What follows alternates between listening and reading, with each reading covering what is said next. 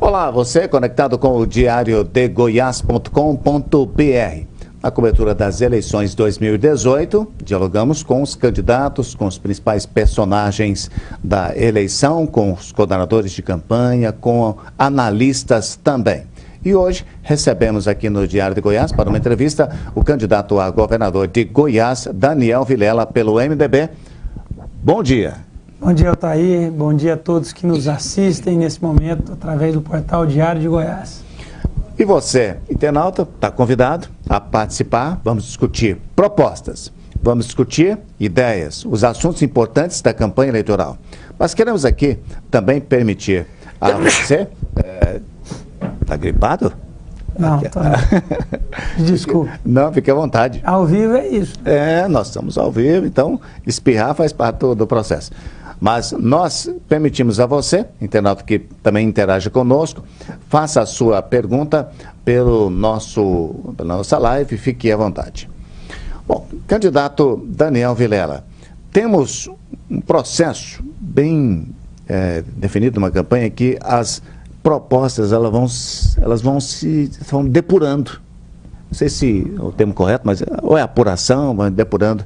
Aí pergunto ao senhor, nesse período agora, o que é que o senhor já depurou de propostas como o centro da sua campanha? Bom, na verdade, Altair, a gente já imaginava, através do diálogo com a sociedade, o desejo dos goianos e dos brasileiros de uma política que pudesse, um processo eleitoral que pudesse ser verdadeiro, transparente e objetivo.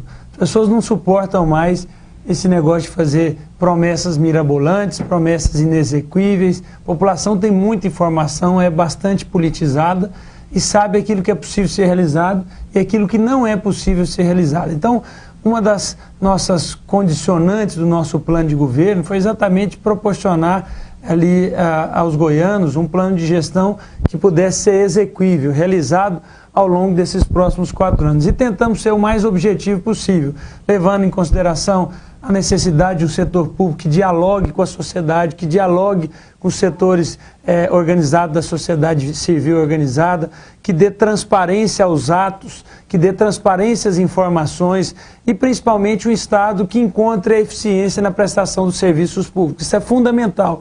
Ninguém aguenta mais ter uma saúde de qualidade precária, ninguém aguenta mais em Goiás uma insegurança pública que nós temos hoje, ninguém aguenta mais uma educação cujos alunos saem do ensino médio e não conseguem ter uma formação adequada, um conhecimento adequado para ingressar na universidade ou até mesmo no mercado de trabalho. Então, a matriz do nosso plano de gestão é exatamente a busca pela eficiência. E aí, de lá, nós temos várias propostas em várias áreas. São 7 eixos que são transversais, que perpassam por todas as áreas do governo. Mas, sem dúvida nenhuma, as propostas que a gente observa que tem tido aí uma propagação, uma discussão maior, além desses instrumentos de gestão, são as propostas sociais. Porque Quais seriam? A gente observa, Altair, que com essa crise vivida pelos brasileiros ao longo dos últimos anos, muitas famílias regrediram uma condição de alta vulnerabilidade social. Então hoje você precisa de encontrar mecanismos para que o cidadão ele volte a ter um pouco do seu poder de consumo, poder de compra. E de que forma nós estamos propondo isso? Isentando as famílias mais carentes desse estado do pagamento de água até o consumo de 5.000 litros, isentando de pagamento de energia as que consomem até 50 kW, e também retornando o programa do Pão e Leite, que tem um aspecto social, que atende aí as crianças de 0 a 6 anos, com um alimento altamente nutritivo, e ao mesmo tempo tem o viés econômico que faz com que nós possamos voltar a ser liderar a produção leiteira no nosso país, que é também uma atividade altamente empregadora, geradora de empregos, né? De fato, isso é fato. Então, nós aliamos isso e entendemos que essas propostas, elas são importantes, especialmente para esse momento ainda de crise vivida pelos brasileiros, especialmente os goianos. Agora, qual o critério para definir 50 kW? Qual o critério para esse número, né, da conta? Bom, na verdade o critério é o próprio consumo, de 50 kW e 5 mil litros de água. Isso aí dá em torno de 120 mil famílias que podem estar dentro dessa margem, com um custo mensal de aproximadamente 5 milhões de reais. Isso é insignificante para um estado que tem um orçamento de 1 bi e tanto, 1 bi e 300. E é praticamente a despesa de incentivo por muito tempo, e no eixo Anhanguera, por exemplo. Exatamente. Muito menor do que o Bolsa dos Estudantes, agora, o Passe Livre Estudantil. Exatamente. Então, e é impactante na vida do cidadão esse custo de energia, de água e principalmente esses dois, né? Agora, o Estado de Goiás, né, tem um programa aí chamado Renda Cidadã. Esses programas que o senhor coloca, como é que ele se insere ou mexe com Renda Cidadã? Ou não tem nada a ver? Não tem nada a ver. O Renda Cidadã continua da mesma forma, que aliás é um programa iniciado nos governos do MDB, no governo Maguito Vilela, em 95, programa que à época foi referendado pelo Unicef, como importante programa de transferência de renda, avançou aí para uma tecnologia que à época não era acessível de cartão e que nós vamos manter e ampliar. Nosso atendimento, nosso planejamento, inclusive, é de ampliação para mais 50 mil famílias. Vamos interagir com os internautas aqui, porque o Evaldo diz o seguinte: falaram que a população não aguenta mais, é fácil, ele quer ver resolver o caos assim que se elegeram. Vou entender aqui o ponto de vista dele. É esse tipo de eleitor que está observando uma situação muito difícil, né? E isso é fato, o Brasil está em crise, que a população não aguenta mais, isso é objetivo, é fato. Agora, há uma ansiedade dos eleitores, eu acho que bastante coerente, é de como sair da crise, é como resolver. A competência do governador do estado de Goiás para ajudar nesse ambiente todo de crise, e aí respondendo ao cidadão, pode contribuir como? Como é que é o nome dele? Evaldo. Evaldo, você tem completa razão, Evaldo. E eu até aproveito a oportunidade, já disse isso hoje pela manhã em uma empresa, disse agora no Fórum dos Servidores Públicos, que fiz uma reunião com eles, da necessidade dessa eleição, da boa escolha por parte do eleitor. Nós estamos vendo um debate muito acalorado em nível nacional, estamos também observando aí um distanciamento dos goianos em relação ao debate estadual. Depois não adianta reclamar. Se a gente não fizer uma boa escolha, escolher um projeto que seja verdadeiro, que apresente objetivamente as propostas que são exequíveis para os problemas enfrentados. Se a gente não fizer uma escolha nacional que leve em consideração o aspecto econômico do nosso país, nós podemos estar levando o país a uma situação de caos social completo. Não é na emoção, não é no radicalismo que nós vamos encontrar a saída. Nós precisamos refletir, encontrar aqueles que têm efetivamente as melhores condições de diálogo, de gestão, de capacidade de planejamento, de trabalho, de comprometimento para encontrar essas soluções. Se a gente for pela emoção, pelo radicalismo, nós poderemos estar levando o nosso país e o nosso Estado a uma condição de colapso fiscal, de colapso social e de colapso econômico em nível nacional. Daniel Vilela está aqui conosco nessa live aqui pelo Diário de Goiás e a entrevista será também repercutida nas páginas do diariodegoias.com.br. Você pode perguntar, compartilhe, comente conosco. Vamos aqui a mais perguntas. O Tiago Borges não mandou pergunta, mas disse uma frase, né? Meu governador com exclamação. Então, obrigado, Tiago. Agrada, né? O Tiago Borges mandou além de mandar essa mensagem, mandou uma mensagem: vamos com coerência, coragem e paz. Então, além disso, ele adicionou esses dois elementos. A primeira pergunta que veio aqui foi de Alessandra. Eu gostaria de saber dos candidatos quais propostas para o entorno de Goiás, mais especificamente o município de Valparaíso, região metropolitana de Brasília. Então, ela fala do entorno de Brasília. Esta é uma região importante, né, do ponto de vista de desenvolvimento. para o estado de Goiás. Concentra ali, do ponto de vista econômico e de população, perto de 18% dos eleitores de Goiás. E o entorno merece uma atenção especial. Então, Alessandra, espera do senhor aqui o que fazer para melhorar as condições de vida no entorno. Alessandra, não só é importante a região do entorno, mas é a região mais esquecida.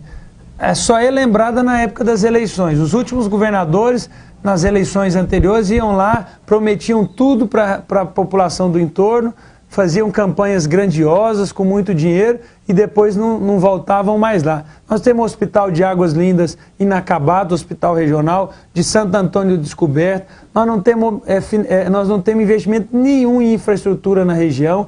Os últimos governadores já prometeram resolver o problema da mobilidade, e até hoje não fizeram nada. A segurança pública, um colapso completo. O que nós vamos fazer objetivamente? Primeiro, nós vamos concluir todas as obras inacabadas do entorno, entre elas os hospitais regionais e as várias escolas que estão inacabadas aí também. Segundo, nós vamos promover a integração do bilhete único com o transporte do GDF, do Governo do Distrito Federal. Isso é o que acontece aqui em Goiânia. Isso ficaria, do ponto de vista de valores, como que seria? Eu vou explicar. Isso acontece aqui em Goiânia. Aqui Aparecida, Senador Canedo, Trindade, sim, tudo faz parte de uma região mesma integrada. Rede integrada de transporte coletivo. É um desejo do Governo do Distrito Federal, da NTT, que é quem tem a responsabilidade de regulação do transporte lá.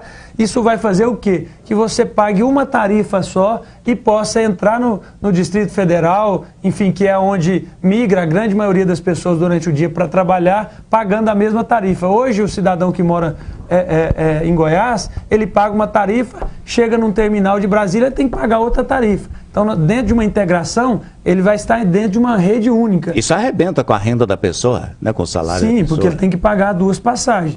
E às vezes por uma diferença pequena de quem mora em Brasília para quem está no entorno de Goiânia. Então é um desejo, acho que existe a concordância do Governo do Distrito Federal e da NTT. Vamos criar o Comando Independente do Entorno, com todas as forças especializadas. Nós vamos fazer isso lá. Hoje existem 2 batalhões lá, mas não tem todas as forças especializadas. Nós vamos fazer isso para garantir segurança e a presença da Polícia Ostensiva na região do entorno. Então, concluir as obras, integração do bilhete único com o Governo do Distrito Federal e investir na segurança pública com a criação do Comando Independente do Entorno. Enquanto a gente vai dialogando aqui, algumas mensagens dos nossos internautas vão aparecendo, e o Evaldo complementou aqui um fato. Eu ainda estou à procura de um candidato a governador de Goiás que me passe confiança.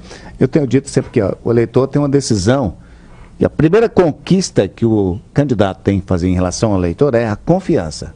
Então, o senhor está tendo aqui a oportunidade de dialogar com o Evaldo. O Evaldo, ele representa a grande maioria dos goianos hoje, que estão deixando para os últimos dias essa decisão de definição da sua candidatura, porque estão politizados, sabem das necessidades, sabem daquilo que é possível, daquilo que não é possível. Evaldo, uma coisa eu posso te dizer, da minha parte você não vai ver nenhum tipo de compromisso que eu não tenha condição de realizar nos próximos 4 anos.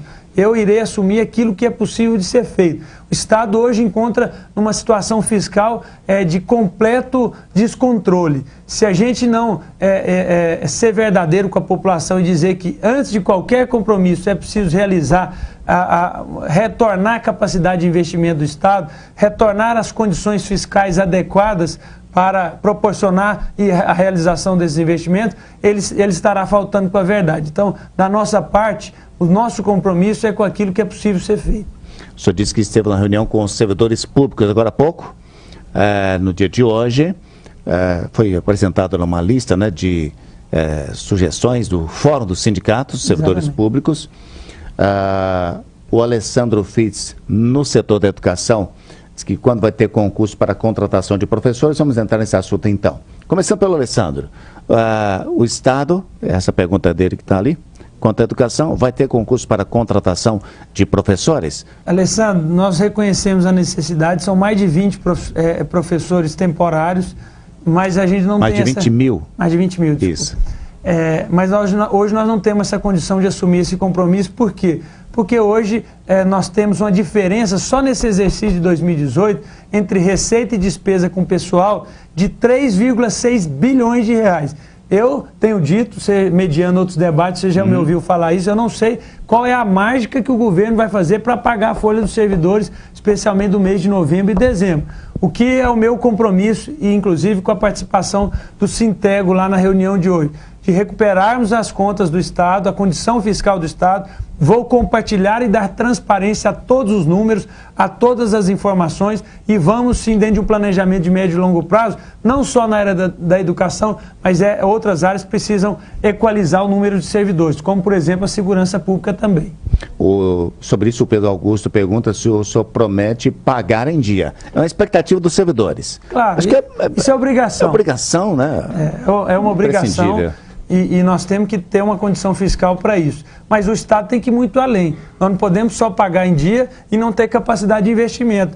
Nós precisamos de também promover investimentos na saúde, na segurança, na educação, e assim o faremos depois de um grande e ajuste fiscal e rigoroso ajuste fiscal no Estado que possa recondicionar as nossas contas públicas. E sobre o encontro com os servidores públicos hoje, o senhor recebeu as propostas? Já avaliou alguma ou não? Não, são várias propostas, são 15, número sugestivo, 15. É verdade. Agora, são muitas propostas, mas o que levam em consideração principalmente o diálogo. Um diálogo permanente e constante entre o Poder Executivo e esse fórum. E acho que isso é fundamental, porque às vezes o gestor, Altair, ele não toma uma decisão por má vontade dele, mas por uma incapacidade financeira. Então, a partir do momento que você compartilha, que você dialoga e que você abre todos esses números, essas informações à disposição do cidadão, você tem uma condição melhor de construir as soluções e de compartilhar as dificuldades também. Agora, o senhor pode ficar à vontade, que a água está aqui disponível, né? Afinal de contas, gastar a saliva não é fácil. Uma questão... É rouco de tanto gastar. É verdade. Vai chegar ao final da campanha, mas é assim mesmo, né? Essa é a batalha. A campanha é um grande esforço físico, né? Impressionante. Agora, candidato, entre as questões políticas, vamos entrar agora em questões políticas, gerou-se aí uma conversa num evento de Ronaldo Caiado com o pastor Abigail, a presença de Dona Iris gerou aí uma dúvida. Vamos mostrar algumas imagens da sua campanha e aí vamos entrar nesse assunto político. Imagens do começo da campanha. Essa foi a primeira, pode comentar, essa foi a primeira caminhada. Lá no Nova Esperança. Isso, a senhora à sua direita é a sua esposa. Isso, está sempre aí nas caminhadas também. Ali, Gleison Flávio, lá de Aparecida de Goiânia. Outras imagens da campanha. Essa aí foi de Aparecida de Goiânia também? Isso foi em Catalão. Em Catalão. Ali está Vanderlan. E ali, Marguito Vilela puxando o bonde, literalmente. Outras imagens. Ali, uma carreata aqui em Aparecida. Com Henrique Meirelles. Henrique Meirelles, ali o boné escondeu a testa, a gente quase não conhece ele direito, né? Mas... Prefeito Gustavo, Osaí, Marcos Menezes. Essa foi uma importante caminhada. A carreata ainda dá resultado? E olha que dá, viu, Thaí? É a melhor forma de você encontrar com a maioria das pessoas. Então, as pessoas querem ver que eu particularmente, como candidato, lá de cima, tento convencer, pedir o apoio à população. Acho que não é só gestual ali, você tem que mostrar para as pessoas que você também está ali pedindo o apoio delas. E é uma forma de ter contato, porque hoje só através das redes sociais e da televisão para você comunicar. É muito difícil de reunir as pessoas. Mas a presença do candidato ali, mesmo na carreata, o eleitor valoriza. Valoriza, né? Sem dúvida. E eu tenho dito que no interior, a carreata é demonstração de poder. Se o outro faz e você for lá e não fizer, você não tem poder. É ou não é? Na verdade, vai dizer o seguinte, o candidato não veio aqui na cidade. Não veio na cidade. Essa foto, então, com... Isso foi ontem. Iris Rezende, lá na região noroeste. Na Avenida Mangalô. Na Avenida Mangalô, com Wagner Siqueira ali. Agenor Mariano. Agenor Mariano, segurando... Outra foto, vamos ver outras imagens. Este evento foi em... Anápolis. Anápolis. E aí... do nosso comitê lá. Com Alexandre Baldi, Eurocruvinel do PP. Essa aliança somou? Sem dúvida nenhuma. Somou em todos os aspectos, tanto do ponto de vista político, quanto do ponto de vista das pessoas que foram indicadas pelo PP. O meu vice, Euler Cruvinel, meu colega deputado federal, é uma pessoa extraordinária, é um grande parlamentar do nosso estado. O Vanderlan é também uma das figuras protagonistas da política Sim. do nosso estado e protagonista de forma positiva. O próprio ministro Baldi é uma figura de referência nacional hoje que nos orgulha muito lá no Ministério. Mais alguma foto aí da campanha? Encerramos então. Bom, e aí a imagem de ontem de Dona Iris abraçada não, recebendo um abraço de Ronaldo Gado no evento do pastor Abigail da Assembleia de Deus, gerou aquela dúvida. Dona Iris, candidata a deputada federal, ela estaria, então, com um aceno procaiado? Como é que o senhor interpretou este evento? Como presidente do MDB e como candidato a governador? Tá aí, eu sinceramente não vi isso da forma como foi colocado por muitos. Ela é apoiada, teoricamente, ela é apoiada pela Igreja Assembleia de Deus Campo Fama, cujo... E não é de hoje. Cujo pastor Abigail, seu filho, Samuel, era secretário do Íris, a esposa dele hoje é secretária da Mulher na Prefeitura de Goiânia. Então são próximos há muito tempo. Então, teoricamente, apoia ela. Sim. Como era um fato lá do pastor Abigail, que hoje ocupa a suplência do senador Wilder, ela entendeu que era importante a presença dela, porque teoricamente é um público que está trabalhando para ela. Sim. Então eu não vejo nada além disso. O Iris esteve comigo ontem na caminhada, entusiasmado, acreditando no nosso projeto, acreditando que nós, de fato, representamos essa mudança necessária que Goiás quer. Inclusive, tem aí já uma gravação dele na televisão, nos programas eleitorais, manifestando o apoio e a crença em nós.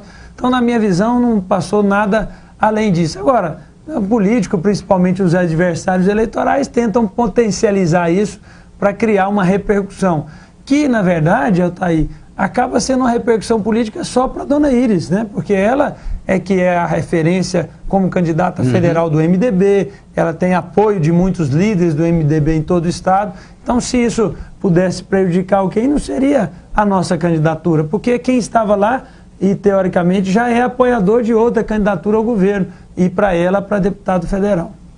De fato. Agora, isso, lógico que repercute, né? Porque gerou uma situação, digamos assim, estranha para quem observa de que ou é de um lado, ou é do outro lado. Agora, as imagens têm muitas interpretações, né? E gente que cria conspiração em tudo, de certa forma. Sem dúvida. Agora, uma imagem tem uma questão autoritária. Nós que somos os estudiosos aí da imagem, a imagem gera consequência. Então, qual será a consequência? O entendimento disso, o entendimento daquilo. Aí na comunicação a gente estuda as leituras de primeiro nível, leituras de segundo nível, lá com Martini Joly. Então... tem o ditado japonês que uma imagem fala mais do que 1000 palavras. Fala mais do que 1000 palavras, então tem todas essas coisas. Bom, Cadê a imagem? Você não vai pôr aí, não? Não vou pôr, mas podemos pôr. Aliás, foi uma falha da nossa parte. Engraçado, né? Que eu não vi nenhuma foto que a Dona Iris estava de cara boa ao lado dele, não, viu, Altair? Você não viu? Não vi nenhuma, não. Bom, então não seja por isso, vamos mostrar essa foto então. Eu vou localizar aqui, enquanto a gente fala, mas é muito fácil da gente... Aí, já achou, essa foto aqui. Muito bem, eu vou passar para o nosso editor aqui, ele já vai colocar, por gentileza. Alexandre, estou encaminhando para você agora. Enquanto isso, vou colocar a pergunta do nosso internauta, pode ser? Claro, vamos lá. Mais perguntas do nosso internauta, já foi aí. Vamos lá então. Vamos selecionar aqui quem é que chegou por último na pergunta. Bom, aqui, uma questão polêmica que envolve aí a tal das votações que envolvem a área federal. Gilvani coloca, candidato, a redução dos gastos da saúde, educação e assistência social, assunto que julgam importantes para o desenvolvimento do país. E reforma previdenciária e as questões que envolvem o que ela chama de desvalorização do trabalhador na reforma trabalhista. Isso já foi questionado mais de uma vez sobre isso. Sobre as votações polêmicas aí do governo Temer. O senhor tem dito que tomou posições. E aí gera essa, digamos assim, esse ruído, né? Esse ruído, gera a contestação desses eleitores. O senhor já encontrou, de certa forma, uma boa resposta para essas perguntas? Na verdade, não é uma boa resposta. Eu votei de acordo com a responsabilidade que tem com o meu país. Ele cita, por exemplo, eu não lembro se é uma mulher... Giovanni. Isso. A questão da PEC do teto. A PEC do teto é muito simples. Você só pode gastar aquilo que você arrecadar. O Brasil não podia ficar numa escala de aumentar a sua dívida a cada ano, o seu déficit a cada ano. Nós precisávamos de colocar um freio nisso. Isso chama planejamento, isso chama gestão. Você gastar aquilo que você arrecada. Aí a conversa é a seguinte: a PEC do teto está proibindo investir. Não, ou seja, é uma leitura de algo que não diz. Não diz, não proíbe. O problema é que hoje, nesse ano, nesse exercício de 2018, nós temos uma previsão de déficit de 130, 140, 150 bilhões de reais. Então, o que a PEC ela trata? Nos próximos anos que a gente possa zerar esse déficit. E aí, de acordo com o aumento da receita, você amplia os investimentos. Agora, saúde, educação, tem as obrigações constitucionais de investimentos. Né? Então, se a arrecadação passou de 100 para 200, é 25%. Exato. Ou seja, não tem PEC do teto que impeça esse aumento nominal. Agora, você não pode arrecadar 100 e gastar 300. Quem que faz isso na sua casa? Qual empresa que faz isso? Não tem jeito. Você vai levando uma situação de falência do Estado. A questão dos direitos dos trabalhadores. Eu já fiz esse desafio em outras oportunidades para outras pessoas. Mostre um direito constitucional que foi retirado. O que foi feito foi uma modernização trabalhista. A nossa lei era da década de 40. Quantas profissões oriundas da tecnologia que surgiram ao longo dos últimos anos, que não estavam regulamentadas, quanto tipo de contrato de trabalho, por exemplo, nessa área da tecnologia, quantas pessoas, e do jornalismo também, preferem trabalhar à noite porque encontram uma produtividade maior. Você não podia fazer um contrato... Na nossa área, por exemplo, o trabalhar em casa era proibido. Horário de trabalho. O trabalho remoto é uma modernização que o mercado já impôs. O mercado privado. Privado. E é o seguinte... E público também devia ser assim. E eu tenho um projeto de minha autoria que regulamenta o trabalho remoto no setor público. Porque você não precisa ter um cidadão sentado numa cadeira, num órgão público o dia inteiro, sendo que ele pode produzir mais na sua casa. E na prática já tem isso, porque o judiciário, por exemplo, já tem o julgamento digital. Faz isso, enfim. O juiz, no plantão, ele escreve em casa e manda o processo via digital. Você sabe... um contrato remoto já existia, mas não existia regulamentação. Você não podia fazer um contrato de trabalho. Insegurança jurídica. Insegurança. Aí a empresa não deixava você trabalhar em casa, porque amanhã você poderia entrar com ação contra ela em razão de não existir a regulamentação. Muito bem. Temos outros questionamentos aqui. O André Cavalcante, mas voltamos à imagem, então, que o senhor citou agora há pouco. A imagem que nós citamos de Dona Iris é essa imagem, divulgada ontem pelo Comitê de Caiado. O fato, então, que... Ele estava entusiasmado, né? Ela também, assim, né? Ele chegou e abraçou, né? Então essa é uma das imagens mais próximas. Isso aconteceu no Tatersal de Elite, então na reunião que nós citamos agora há pouco. Pois bem, vamos a outra pergunta aqui. O Fausto, o Fausto está comentando um fato aqui de outra pergunta. É o Paulo Menezes. Pergunte. Com certeza, vamos perguntar. Sobre pesquisas que hoje apontam Caiado na liderança, uma pessoa que está há 30 anos na vida pública e muitos criticam por não ter feito nada de concreto para o bem do povo goiano, principalmente para os mais humildes.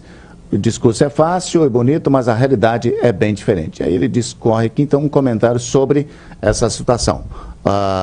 Deu a entender que ele é a favor da sua candidatura, né, e contesta a candidatura de Caiado. Mas o centro é a situação das pesquisas eleitorais, que mostra aí uma situação adversa para o senhor. Como agir, né, diante de uma situação tão adversa?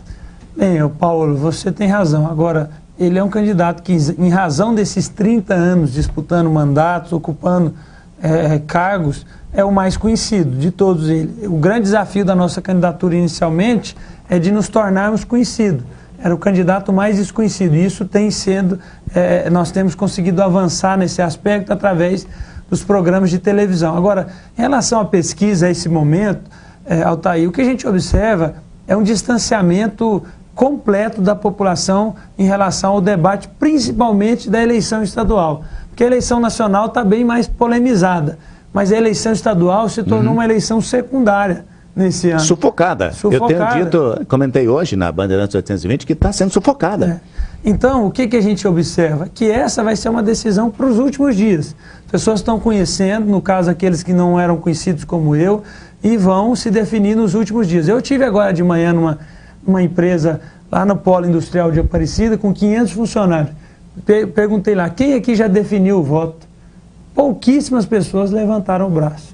Ou seja, a população está cuidando da sua vida, dos seus problemas e tudo. Agora, vai chegar 10 dias, 5 dias das eleições, vai ter que se decidir, vai ter que escolher. E nós acreditamos muito no nosso projeto, na apresentação que nós temos feito no horário de televisão, e acreditamos sim que nós temos todas as condições de ganhar a eleição. Pergunta do Zaqueu sobre cargos comissionados, o que o senhor fará na eventualidade de uma vitória no seu primeiro ano de mandato, porque Goiás está entre os estados que mais tem comissionados. O que o senhor recomenda sobre esse assunto? Bom, Zaqueu, eu sou o único candidato, inclusive, que já apresentei propostas objetivas sobre isso. Primeiro, nos 4 próximos anos, Goiás vai deixar de ser o maior estado com número de comissionados para ser proporcionalmente com o menor número do Brasil. Segundo, 50% dos cargos vão ser ocupados por servidores de carreira após um processo de certificação e habilitação, para que a gente criar um banco de talento de pessoas qualificadas, preparadas e que querem e merecem ter oportunidade de liderar os seus trabalhos, de liderar novos projetos e novas ideias no nosso governo do estado. Muito bem. E com esse questionamento concluímos aqui a nossa entrevista, né, com o candidato a governador de Goiás, Daniel Vilela, pelo MDB. Vamos aqui algumas questões aqui do pinga-fogo final. Pode ser? O candidato Daniel Vilela, está cansado já de percorrer o estado ou não? Não, estou com toda a disposição. Disposição para continuar a campanha, para concluir, para disputar o segundo turno e depois com mais disposição ainda para governar e melhorar esse estado. Minha disposição é total. Por que o senhor tirou o Vilela do nome na propaganda? Não, nunca tirei Vilela, porque as eleições majoritárias, o nome do candidato é sem sobrenome. Isso não tem nenhuma necessidade de esconder, pelo contrário. Tem até orgulho e gostaria até de, talvez, fazer que fosse natural o inverso, que você pudesse colocar o meu pai, que é Vilela, que foi quem iniciou aí a nossa atuação política, saiu como o governador mais bem avaliado do Brasil quando governador, foi um excepcional prefeito de Aparecida de Goiânia, não teria nenhuma dificuldade, mas é a questão do marketing, das disputas majoritárias mesmo. Ser o candidato mais jovem ajuda ou atrapalha? Eu acho que ajuda, sem dúvida nenhuma. As pessoas sempre acreditam na juventude. Aliás, os goianos sempre ousaram na juventude, sempre apostaram na juventude. Pedro Ludovico era bastante jovem quando pôs fim ao caiadismo naquela época. Íris foi eleito prefeito com 31 anos, seria eleito governador com 35, a idade que terei. Se não foi vereador bem menos, com 26. Eu também fui vereador com 26. O Íris seria governador com 35, não fosse a ditadura caçar os seus direitos. O ex-governador Marconi Perillo foi eleito com 35 anos em 98. Então o problema é a capacidade. As pessoas vão observar a capacidade. E lógico que a juventude é um componente que ajuda. Na hora do debate, o senhor treme? O que você acha? Ele foi mediador de dois, é melhor você responder do que eu. Não tenho. Acho que é uma boa oportunidade de confrontar as ideias, de confrontar o perfil, as propostas, de confrontar aquilo que é possível de ser feito e aquilo que não é possível. Eu gosto bastante de debate. Daniel Vilela apresentará alguma surpresa nos próximos 3 debates no Popular, na TV Record e na TV Anhanguera? Não, mas se eu te adiantar aqui também, vai deixar de ser surpresa, né, Altair? Mas o senhor respondeu. Mas não, a nossa proposta é de fazer um bom debate, de contribuir, principalmente nesse momento de definição da eleição, de apresentar o nosso projeto, as nossas ideias, a nossa candidatura para conquistar os eleitores que vão aguardar os debates para tomar a sua decisão. Exercer um cargo de governador não é só dizer sim, é dizer muitos nãos. O senhor sabe dizer não? Sem dúvida, eu já tenho dito não na eleição. Muitos compromissos que são solicitados, eu tenho dito que eu não tenho condição de assumi-los agora sem ter uma visão, um conhecimento da realidade fiscal do Estado. Isso é fundamental numa boa gestão. Obrigado pela entrevista e até breve. Eu que agradeço. Até breve. Peço a oportunidade e o voto de confiança de todos que nos assistem nesse momento. Que Deus nos abençoe sempre. Obrigado. Essa entrevista fica disponível para você aqui no Facebook e também no YouTube do Diário de Goiás, com agradecimento especial ao candidato Daniel Vilela por essa disposição desse diálogo com você. Qual é a diferença? Acho que a diferença é o bate-papo, né? Conversar com as pessoas. É o que o ambiente digital permite com bastante propriedade. Muito agradecido a você que interagiu conosco. Compartilhe, né, e comente mais. O candidato vai ler, né? Ou você tem o hábito de ficar lendo os comentários das pessoas? Sim. E outra coisa, Altair, eu fui o primeiro a atender o seu convite aqui. Isso. Acho que você merece lembrar disso na hora do seu voto também. Então tá lembrado então. Obrigado pela gentileza, pela entrevista e a você que acompanha mais informações no diariodegoias.com.br. Até breve então com o Viva Voz e mais entrevistas ao vivo para você. Quer saber por que o Diário de Goiás cresce cada vez mais? Veja os dois lados da notícia. De um lado, o DG conta com a credibilidade de uma equipe de profissionais altamente qualificada e competente, apaixonada pelo jornalismo sério e investigativo. Do outro, o DG oferece conteúdo atual e relevante na política, economia, saúde, esportes e muito mais, com análise consistente e opinião coerente. Qual o resultado disso tudo? Mais de 11 milhões de usuários diferentes em apenas 5 anos e meio. O Diário de Goiás cresce sem parar.